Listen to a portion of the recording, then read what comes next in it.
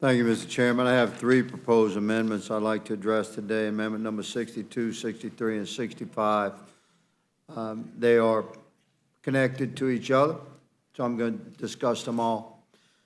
Imagine, if you will, Mr. Chairman, a salt mine in South Louisiana has been operating for a long time, very successfully, very safely, and outstanding records of worker safety and I mean, Morton Salt, it's in every kitchen across the country, from sea to shining sea.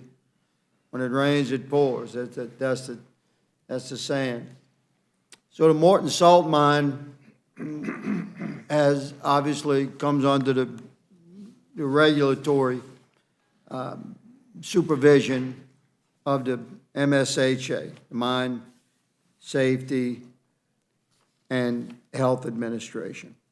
And the MSHA has inspectors. So a particular inspector working this mine decides he wants a job at Morton. So he applies for a job. He doesn't get it. Doesn't get the job. All of a sudden, his role as an inspector begins to include a tremendous increase in notices of violation or failure for the mine. Clearly appeared to be targeted and vindictive.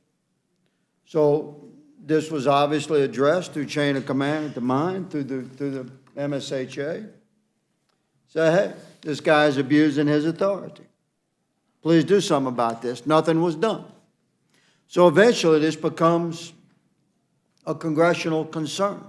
The constituents come to their congressmen and senators and say, this is wrong, what's going on? Our mine is being injured, hundreds of jobs injured, and it's clearly the action of retribution, appears to be, by a particular inspector. So I have an entire investigative file, Mr. Chairman, and I'm turning it over to the Department of Labor's Office of Inspector General. I'm asking for appropriate investigation. And my three amendments, you have two home and rule amendments and one reallocation of funds amendment. So essentially, we are asking the House to consider reducing the salaries of two key MSHA officials. We propose reducing the salary of Christopher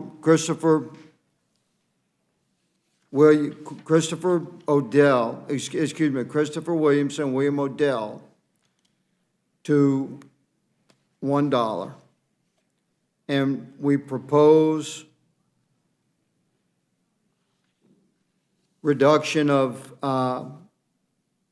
$1 million from MSHA's budget and redirecting those funds to the Department of Labor's Office of the Inspector General. So essentially, we're using a home and rule to hold the men accountable that were involved in either the actual behavior of abusing their regulatory authority in a targeted and vindictive manner, or supervising that action and not taking action when it was called to their attention, and asking the Inspector General to investigate it and using funds from MSHA to pay for the investigation. That's in essence the nature of my three amendments. I ask them to be found in order and ask for due consideration by my colleagues. I yield. Chair thanks the gentleman. The gentleman from Georgia is recognized. Thank you very much, Mr. Burgess.